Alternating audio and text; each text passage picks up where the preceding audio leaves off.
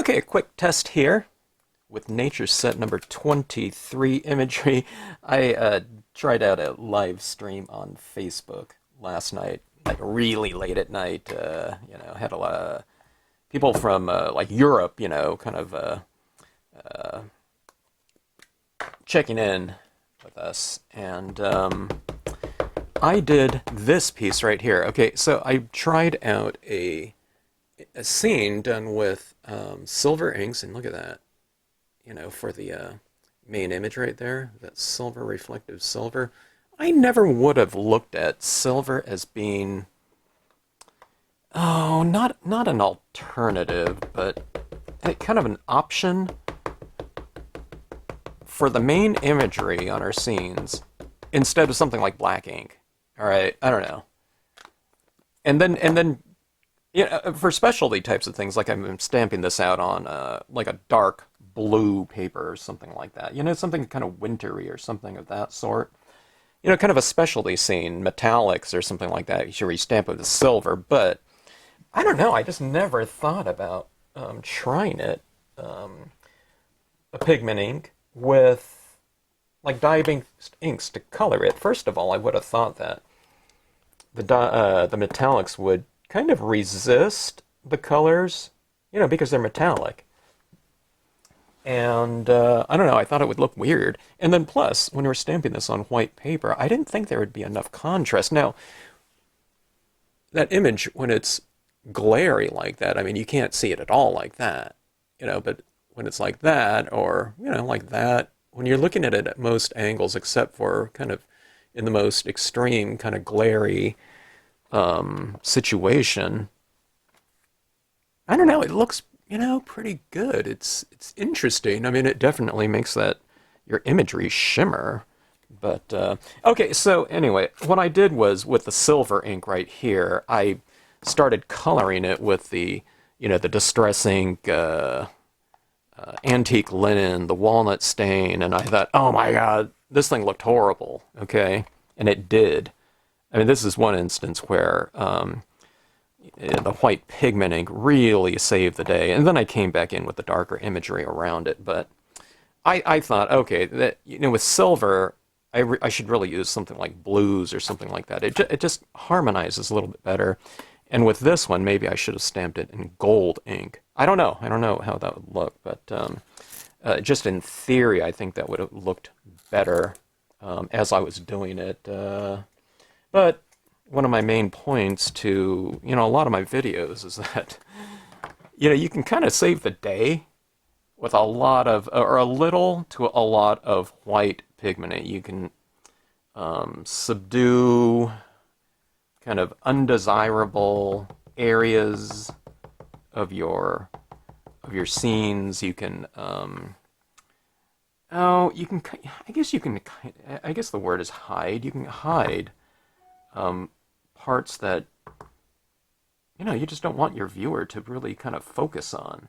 So you're like a lighting director, in many ways, or a scene director, on a stage. You can get people to look at and focus on whatever you want them to, while I don't know, moving the spotlights and the different things like that to other areas, so you can bring emphasis to certain areas and you can de-emphasize other areas with the use of white pigment ink. You're kind of covering things up, you're kind of fogging it over, all right?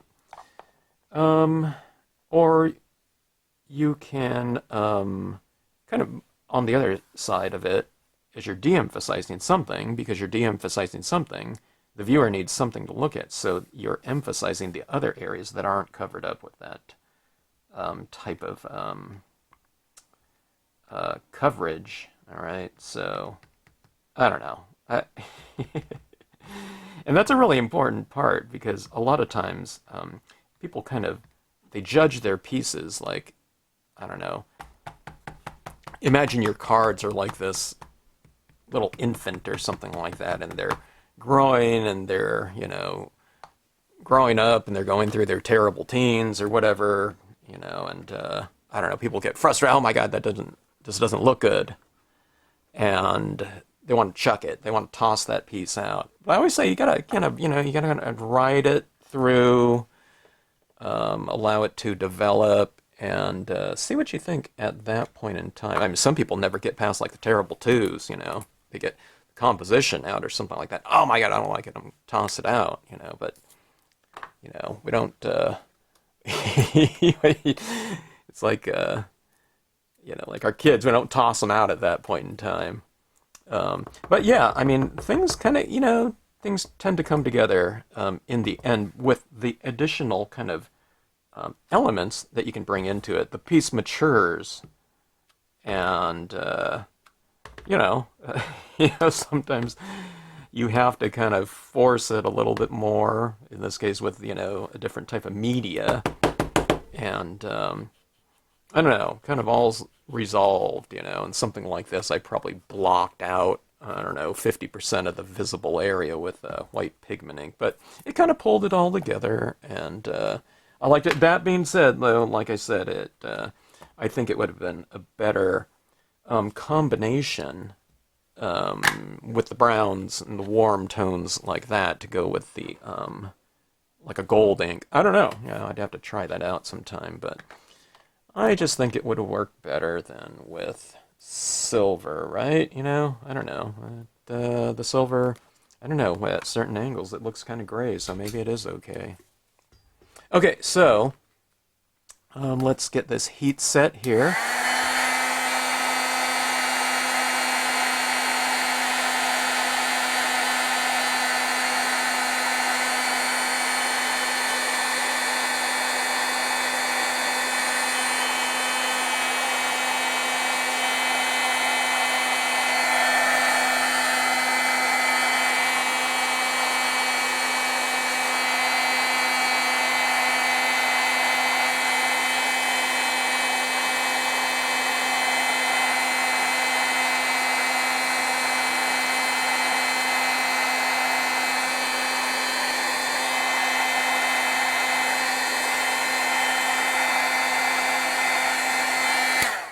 I wasn't sure if I'd be able to tell when this silver ink is dry. The different brilliance inks look different. Like white, it's really hard to tell when it dries. Black dries flat. This one I could tell. It changed. It kind of changed valley. I think it got a little bit lighter and more reflective, I think, when it dried than in its wet incarnation. But it was almost like embossing. You can see it kind of changing, not embossing, and not in terms of it being raised, but just seeing that kind of transformation moving across the imagery. Okay, so let's see. Let's give this a try here. All right, so I'm going to bring in these blue tones into this piece. Let's do a couple of different things. Let's use some of the inks, the dye-based inks, but then we'll also use some alcohol pens, to get in here and to do some of the kind of the more fine, I wouldn't say, it's not too detailed, but more detailed than, kind of a sponging process. Okay, so I'm kind of roughing this up a little bit and making it a little bit softer. These are really quick scenes. This is what I really like about it, because, we want to bring some kind of element of, like a wow kind of element into our pieces, right? I mean, it doesn't have to be like super explosive or something like that, but something that is a little bit attention getting. And when you're inherently doing something with either a surface or an ink that's just inherently kind of more interesting than a piece of white paper. Okay, now white paper, of course, is going to be the most kind of malleable. You can move it. You can do anything you want with it, right? You can make it dark. You can make it, you leave it light, whatever, okay? But just in terms of, the surface itself, it's not terribly interesting. So just using something like a silver ink on it, suddenly we've introduced to the surface something that is inherently a little bit more dynamic than a non-reflective medium, such as, dye-based inks, or something like that, or stamping this out in black.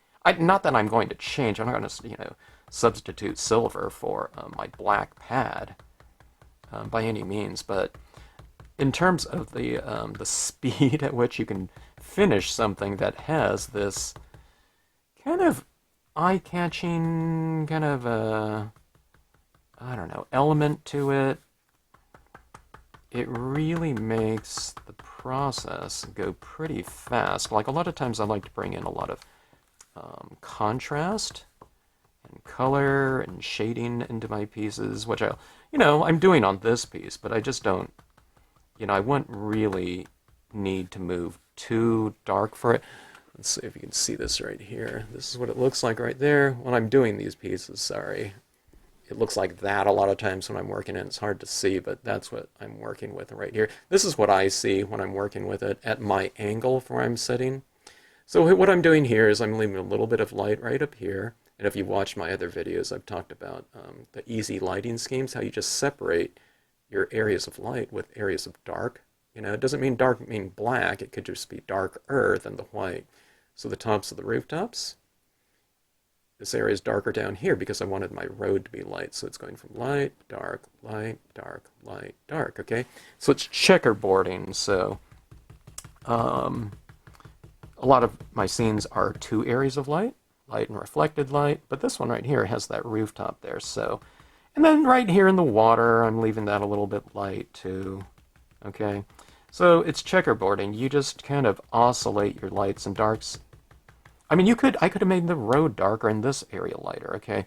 Just as long as you kind of flip-flop around like that, what you're doing is you're creating a richer dynamic surface because you're playing contrasts against one another. So as you darken one area, or you apply ink to one area, the areas that you retain in light are lighter by contrast. So even if I just go darker with this one ink, anything that's lighter than that will seem lighter again by contrast, because we're not working with light in here. We're only working with contrast. We don't have like little LEDs or something like that, which would be cool. But you're really not working with any light. It's just everything's reflected light, so it's just all about contrast, okay? So, and this is not just for scenes. You checkerboard any type of project that you're working with, okay? You're just playing, it could be the clothes on a person, a stamp scene or something like that. I guess, I don't know, in real life, too. You can play contrasts against one another, too. Yeah, it's anything like that. Any type of visual, okay? Like like in school, when I was learning all these concepts about checkerboarding and composition, we weren't stamping scenes or doing landscape art. It was doing design or, layouts, we were playing with text and imagery and, I don't know, just different types of editorial illustrations, books, book illustrations, and so on and so forth, okay?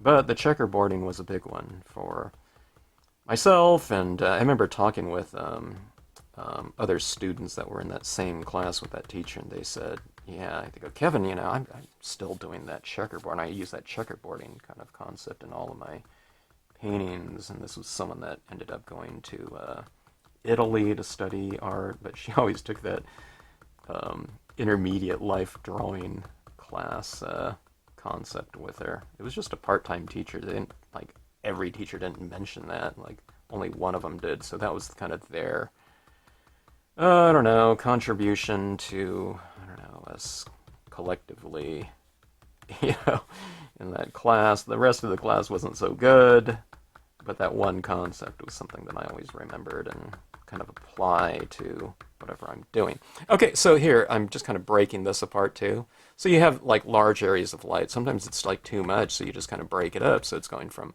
light, dark, light there. You know what I mean? This little area of dark, this could have been anywhere else too, okay? So that's what we're looking at right now, all right? And we're not, too far, away from being done with this piece. It makes for a really quick scene.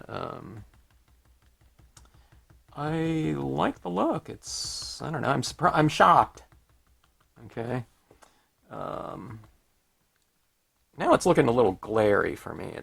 I have to kind of, hold my head over. Sorry if my hat's getting in the way of your. Take this, turn it around here. So, okay. All right. So we're on a darker color. So I'm being a little bit less, not aggressive with it, but I'm just using less of it. I'm using it more on the perimeter like this. Okay. And this would make a really fantastic type of. I don't know if I do like, if you have like 25 of these to do for your Christmas cards. I mean, you could do a more simple kind of application of this idea. You can do like a braided background, possibly. I don't know. And then stamp the silver over it or something like that. Splatter paint it with some white, perhaps. When I just said that, I thought, oh, I should splatter paint this one. But it is really fast to develop, and it's pretty cool. Now you can do this. I think you can do. I think you can stamp this out like this, and I don't know, possibly even do this type of coloring with chalks or colored punch. Colored pencils are going to take longer, but you can do something like that. Okay, but look at this. Okay, I mean that looks, that looks okay. It's fairly pedestrian in terms of the finish, but this is what you get though. All right, it's almost like it's like a X-ray or something like that. It's reversed because it's light and dark with silver, right? When you reflect, when you're holding it up, or part of it is, and then you're like this, and it's dark and light, right? So light and dark and light, right there. Or you go like this, and this part's reversed out. That's catching the glare. Look at that. That's light over dark because it's very reflective, and then down here that's dark and light, but you go like that, now it's, I don't know, it's like the polar extremes, right? It's an interesting dynamic. I'm glad someone asked me what the silver looked like on white paper, because I just never did that. I never thought to do that, but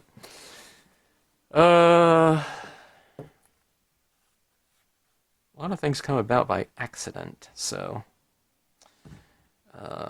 play around. Okay, now I mentioned that we can go into this with some alcohol inks or something like this, or you can use dye-based inks too, but you can go in and color some additional areas. You can get some detailed areas, if you want to color in some little areas that, it's tough to get with a wadded up paper towel, okay?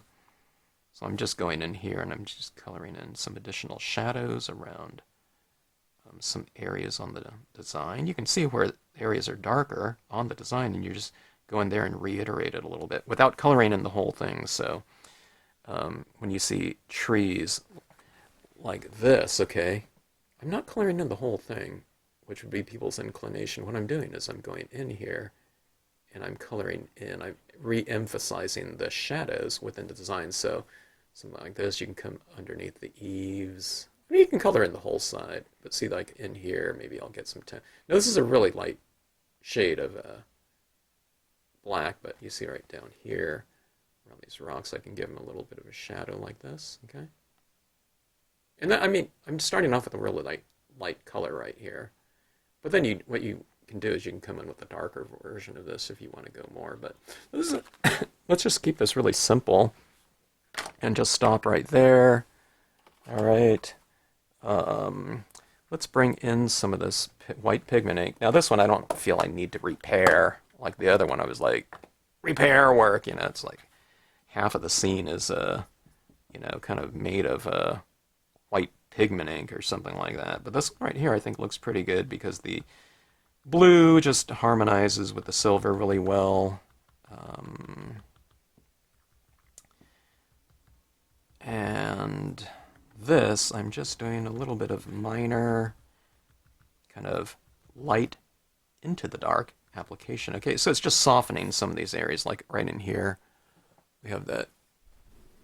That really, I'm sorry, this is not a good video to show like this. because this is what you're looking at when I'm applying it, but that's what it looks like. Okay, so see those leaves right around in there? Let's make those a little bit, I don't know, softer, like it's like the light is kind of streaming through there. It will come into the trees a little bit from the top like this, okay? What it does is it kind of pushes things into the background a little bit more when you lighten them up like that. And then I also can have that coming in from below just to kind of change the spirit of the, oh, I don't know, the surface of the water. It's very misty down here. Okay.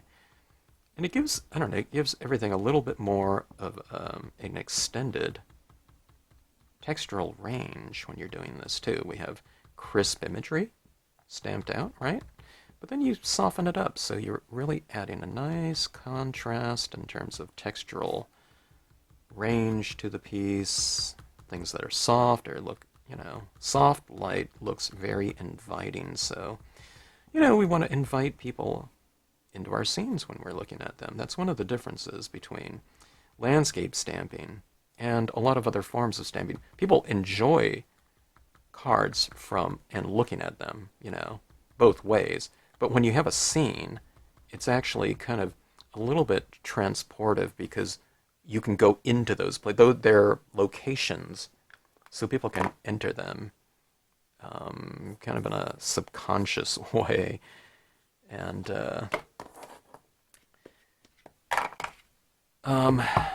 that's a good thing, right? Because that's what we want. We want people to be kind of, we want people to be immersed in, or total immersion into the piece from an emotional perspective and be, I don't know, sounds corny, but they're enveloped in the soft, you know, glowing light of the piece. Okay. Adding in some of these foreground bushes like this.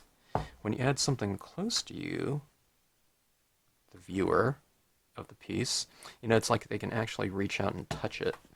So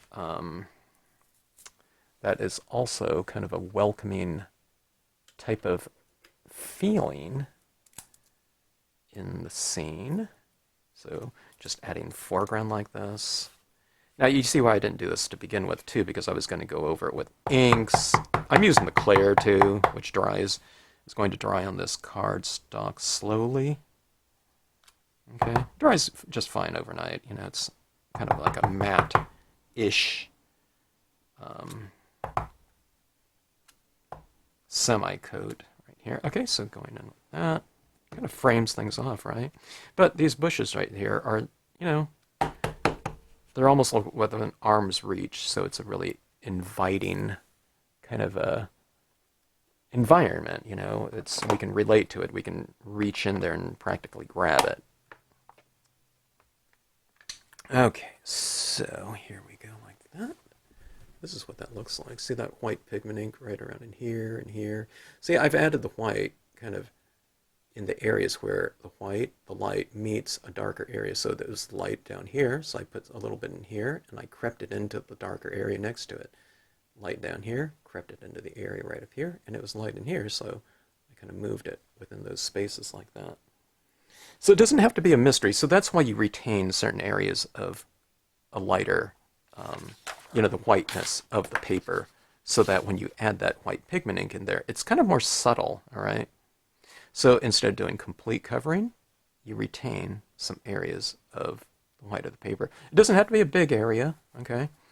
But some of it, because this represents, you know, kind of like the same lighting going in there, you know, when you use that white pigment ink. Okay, so I thought we can go in and add, I already formatted. I was going to splatter paint this one too, but can't. I mean, I can mask off that perimeter, but I'm not going to do that. Okay, so let's mix this up here. I've got a total big bottle of mixed up paint because I did a video on kind of mixing up the paint. I added too much water into this one, but I mean, it's still working just fine, but it's like a much thinner consistency than I'm typically working in. So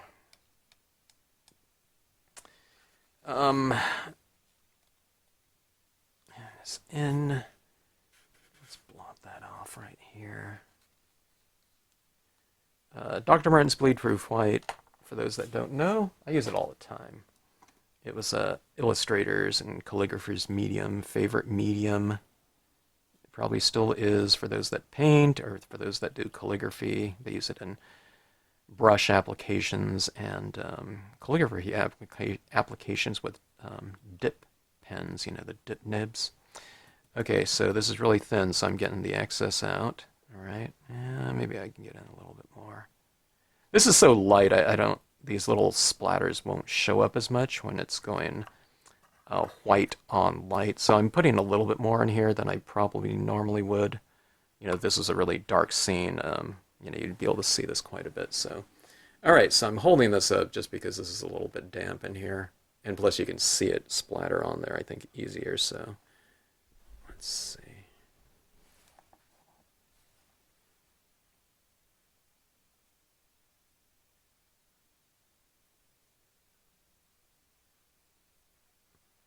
Zoom in a little bit more for you. Sometimes it's like splattering, it's getting me in the thumb here. Sometimes it kind of goes on to a much more smaller area. I mean, the closer you get, the more targeted of an area you get to. But I know sometimes I do this and it's going this way, and sometimes I go like this and it's like splattering that way. I don't know why. Maybe it's the thickness of the paint or something like that. I'm not sure.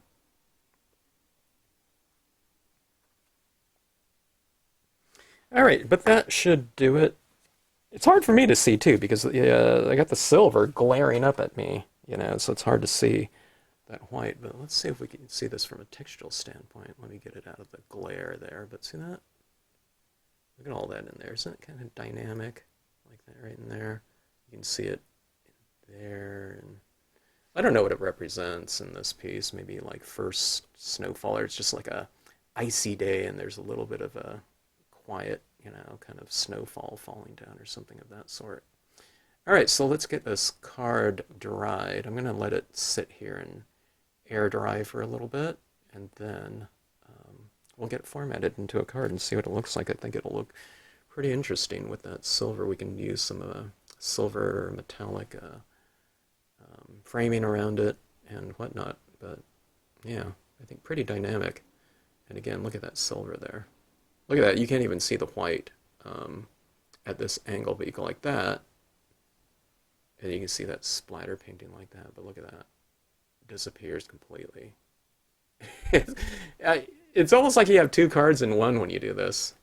All right, there we have it. Just a really simple mounting, whatever you call it.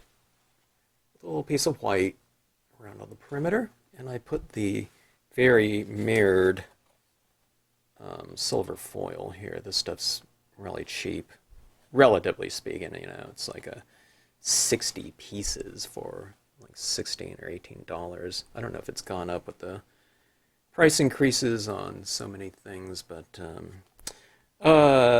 anyway, I thought it made for a good matting. And of course, it's like a frame that changes with the scene, but it's in general darker. Unless you're outside or something like that, because it's very mirrored in comparison to the more kind of iridescent, shimmery surface of that. But look at that. All right, so applications for this. I don't know. I mean, it certainly makes for kind of an interesting choice if you're doing some holiday cards, winter cards or something like that.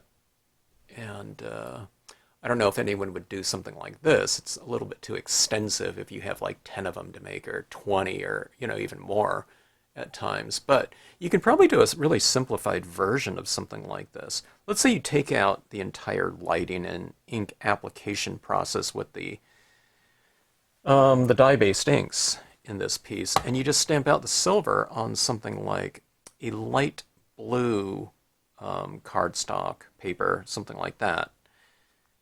You did something like that, and then you splatter painted with the white. That would stand out against the background, and then that would probably provide your texture and your light into the scene, and then you did the darker impressions around it.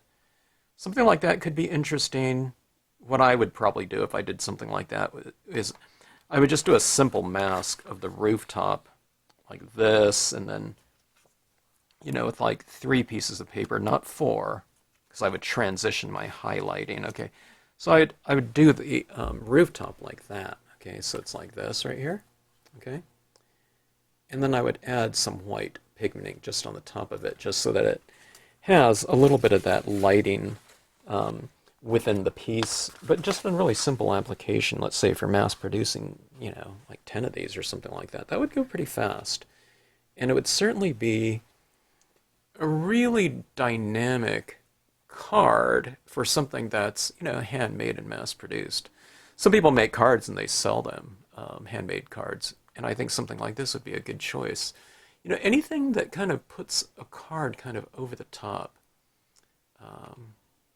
You can, on your packages of products or something like that, you might even write something like, a little sticker on the outside packaging, like "Hold me up to the light" or something like that. So, and when you do something like that, it becomes an interactive type of service, and if it comes between a couple different choices or 3 or 4 choices, if you have something that changes like that or has that texture of that splatter painting in there, making it a little bit more dynamic. I don't know. I would think that, people would lean towards something like this than just, black ink on a white surface, which is great, but we've seen that more often than something that changes in the light like this. So I don't know. I mean, it depends on how it looks too, but of course. But okay, let's take a look at these 2 pieces right here. It's hard to believe that they're both done in silver ink, right? But we have this one finished off in the browns, and this one finished off in the blues. The blues, for me, during the process, it looked more, I don't know, things were in harmony a little bit more. This one right here, it kind of clashed. And then you can see how much white pigment ink I used on there, so it got a little bit crazy. But I don't know. Both look pretty interesting to me. So anyways, quick card. And a little bit of a twist on, existing types of processes, but you just stamp out the silver instead of black like that. And I think I mentioned it, but I'm not sure, but some of the silver was bleeding a little bit on both of the cards that I did as I went over it with that sponging process, adding on the additional inks like that. So kind of expect that going into it. Maybe on some papers it doesn't do that, or maybe if you heat set it a little bit more, or wait till it dries overnight, maybe it doesn't do that. But in the end, it really doesn't matter too much, It's not like, oh my gosh, that area right there is a little bit blurred. You can't even see it. Or, these leaves that are the silver impressions underneath the black, see how it gives it that depth in there? I mean, they're pretty obscured when you put the crisp impression back over the top of it. And who knows, maybe having that little bit of a blurred background layer in the silver that's a little bit blurred, maybe it creates a little bit more depth because these impressions in the front are crisp.